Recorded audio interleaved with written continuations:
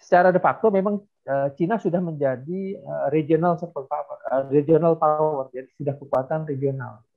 Nah, sampai makanya tadi kan saya bilang tahun 2017 sudah melakukan kongres. Nah, apakah memang cita-citanya menjadi global power Cina? Ini kan kita masih belum tahu.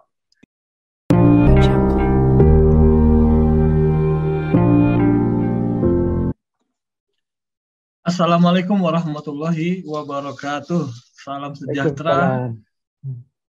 Dan hari ini kami dari Akademik TV kembali menyodorkan kepada kita semua penikmat resepsi inspirasi dalam sebuah wawancara yang santai namun menjanjikan tema-tema yang aktual dan juga banyak dibicarakan belakangan ini. Bersama Akademik TV, saya host yang akan membawa acara malam hari ini, Bambang Hermanto. Saya ditemani oleh narasumber yang sudah sangat kompeten di bidangnya, yakni di bidang pertahanan dan keamanan negara, yakni Bapak Beni Sukadis. Assalamualaikum, selamat malam Pak Beni. Waalaikumsalam, selamat malam. Apa kabar Pak Bambang? Ya, alhamdulillah sehat. Mudah-mudahan sehat ya Pak ya. Alhamdulillah sehat juga kita. Ya, mudah-mudahan selalu sehat dalam menjalankan aktivitasnya meski penuh keterbatasan karena masih dalam kondisi pandemi, dan rekaman ini dilakukan secara virtual.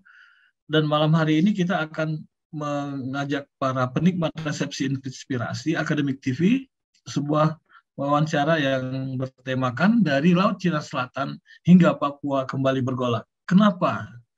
Inilah yang akan kita coba bicarakan pada malam hari ini. Kita mungkin akan memulai dari kebijakan umumnya. Kita tahu bahwasannya negara Indonesia itu adalah negara yang unik, negara yang memiliki kepulauan dan juga daratan yang luar biasa. Laut Cina Selatan itu bukan persoalan baru, persoalan yang sampai hari ini bahkan terakhir 13 September 2021 kemarin ada laporan dari nelayan yang sedang berada di perairan Natuna tentang adanya 6 kapal perang Cina gitu yang dari Tiongkok yang masuk ke perairan Laut Cina Selatan yang masuk dalam wilayah Indonesia. Kalau kita lihat dari secara umum, apa yang berubah sebenarnya sejak terjadinya atau sejak disahkannya, dikeluarkannya Perpres 8 2021 tentang kebijakan umum pertahanan negara. Kalau dari sisi pandangan Pak Beni sendiri bagaimana? Kita mulai dari sini dulu. Ya, terima kasih atas undangannya untuk berdiskusi atau bertukar pikiran ya. Saya pikir kalau dilihat dari kebijakan ya, karena kan kebijakan umum pertahanan negara itu kan sifatnya umum ya, artinya tidak membicarakan hal spesifik. Tapi paling tidak ya menurut pengamatan saya ada beberapa isu yang mungkin menjadi amatan atau yang menjadi kekhawatiran dari pemerintah dalam melihat lingkungan strategis kan kalau pertahanan itu pasti melihatnya dalam dinamika lingkungan strategis. Apakah itu regional, apakah itu global. Nah, dari level regional jelas ada beberapa isu yang mungkin bisa diangkat. Salah satunya yang memang soal Laut Cina Selatan. Laut Cina Selatan kenapa ini menjadi salah satu isu yang harus diamatin karena kan ini masih terjadi perebutan atau pertikaian wilayah atau border dispute. Terlepas dengan tahun 2016 itu bahwa pengadilan Mahkamah Arbitrasi Internasional menyatakan bahwa klaim Cina Nine Dash Line di Laut Cina Selatan itu tidak sah. Jadi tidak ada lagi sebenarnya argumen secara hukum internasional klaim Cina itu dibenarkan. Karena itu kan Mahkamah Internasional sudah menyatakan klaim Cina di atas pulau-pulau yang dia klaim dan juga Laut Nine Dash Line itu tidak sah secara hukum internasional.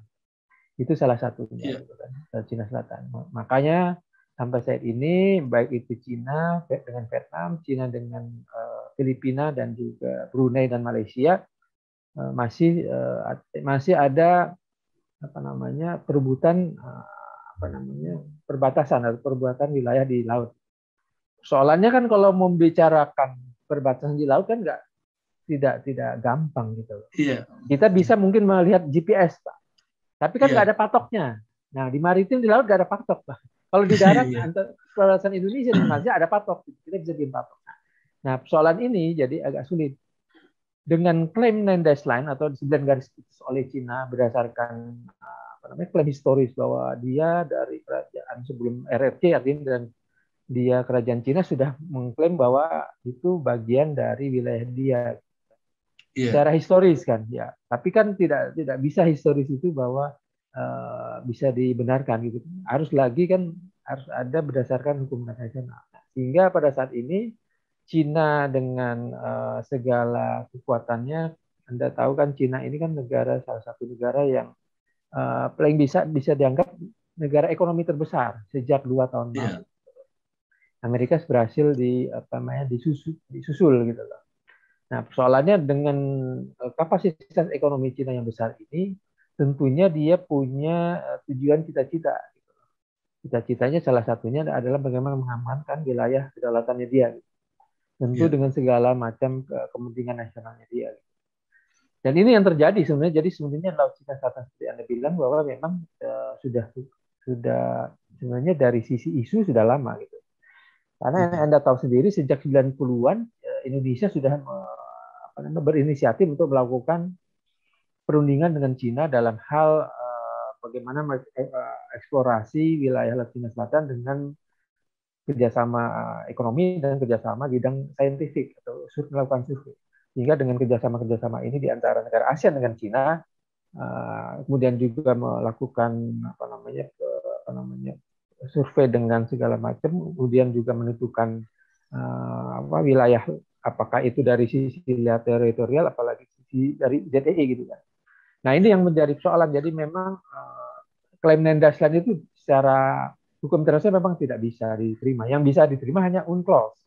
UNCLOS ini kan sudah disahkan tahun 1982. Iya. Kalau UNCLOS ini kan ZEE kita sampai 200 mil dari garis Iya. pantai. Gitu. Nah, Jadi dengan ada dua hal yang menarik tadi nih Pak ya Beni. Yang betul. pertama soal perseteruan lah kalau kalau kita tidak sebut lagi sebagai sebuah persaingan dagang Ya, ya. AS dan Tiongkok ya. Betul. Seperti apa geopolitik dan geostrategisnya Laut Cina Selatan ini? Apakah memang ada pengaruhnya terhadap persaingan atau pertarungan antara AS dan Tiongkok ini di dimensi ekonomi dan politik? Iya, semuanya sih saling berkait, Mas. Yeah. Jadi dari sisi Cina yang menjadi negara besar dari sisi ekonomi, tentunya dia punya ambisi politik. Mungkin tidak sekarang. Dia punya ambisi politik mungkin sekitar 20 atau 30 tahun lalu. Karena Anda ketahui sejak pada Kongres Partai Komunis Cina tahun 2017, dia di sana dinyatakan pada tahun 2049 Cina akan menjadi negara besar.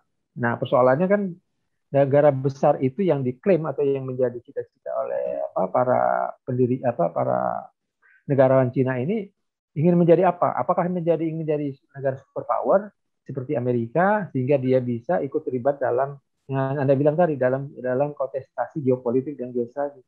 Apakah sampai situ? Nah, ini kan kita belum bisa menilai itu.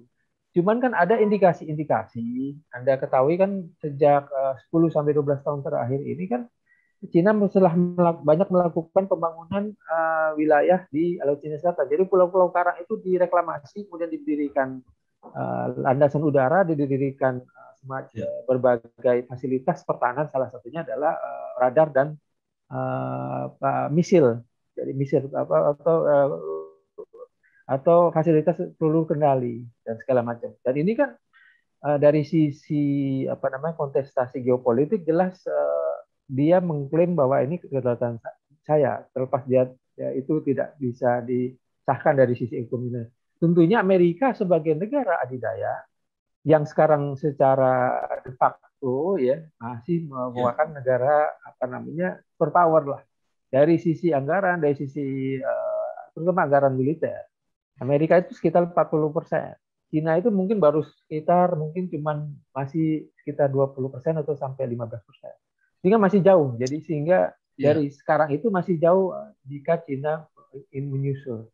Namun lambat laun, 2 tahun 3 tahun terakhir dalam kajian saya, Cina lama-lama dia sudah melakukan akuisisi 2 kapal induk kan. Pertama dia beli Rusia, yang sekarang kedua dia beli sendiri. Nah ini kan membuat Amerika khawatir. Iya. Dan tentu ada ambisi teritorial, tentu ada ambisi regional. Secara de facto memang Cina sudah menjadi regional power, jadi sudah kekuatan regional. Nah, sampai makanya tadi kan saya bilang tahun 2017 sudah melakukan kongres. Nah, apakah memang cita-citanya menjadi global power Cina? Ini kan kita masih belum tahu. Tapi Eh, dengan se- ambisi Cina ini jelas mengkhawatirkan Amerika. Itu yang menjadi persoalan sekarang. Baik dari sisi ini ekonomi, dari politik gitu loh. Sehingga iya, menjadi iya, iya. kira-kira gitu, Mas. Betul. Jadi Ya, pertanyaannya betul. sebagai peneliti di banyak lembaga ya, Hmm. tadi saya lupa juga memperkenalkan Pak Beni ini sebagai peneliti di Lembaga Studi Pertahanan dan Iya. Studi Strategis Indonesia, kemudian Institute for Defense and Studies, dan juga Geneva Center for Democratic Control of Armed Forces. Apakah Bapak melihat di sisi ini kawasan Asia ya, kawasan Asia itu dengan menurunnya hegemoni Amerika gitu, ini peluang juga bagi Tiongkok untuk mempertontonkan kekuatan militer gitu. Iya, iya. Dan yang paling sorot itu kan kawasan Laut Cina Selatan. Jadi Betul. apakah ini adalah jalan untuk Cina untuk menjadikan Laut Cina Selatan ini panggung internasional melihat kekuatan militer mereka yang sedang Iya. berkembang? Ya, jadi betul ya. Jadi ada indikasi-indikasi bahwa Laut Cina Selatan ini semacam show of force-nya Cina gitu. Bagaimana dia Ya, berupaya menunjukkan kepada negara-negara kecil di kawasan Asia Tenggara, apakah itu Vietnam, apakah itu Filipina yang punya pertikaian dengan Cina. Kemudian juga dengan Indonesia gitu loh. Jadi Cina itu sebenarnya hadir di sana lalu lalang, sebenarnya mau ngetes gitu loh, termasuk Indonesia gitu. Ini kalau saya masukkan kan Anda ketahui kan kapal perang Cina itu ngapain benar-benar iya, terlepas dengan ZEE itu dibolehkan kapal asing, apakah kapal sipil atau kapal militer boleh lalu lalang tanpa berhenti dia boleh. Tapi pertanyaan ngapain dia berlalu lalang di sisi itu kan itu selalu yang saya tanya. Jadi kita nggak boleh iya. berdiam diri gitu, dari sisi itu. Ya tentunya seperti Anda bilang memang betul. Jadi ada indikasi-indikasi sepertinya Cina mengetes Indonesia gitu, kira-kira gitu. Lagi tes ya.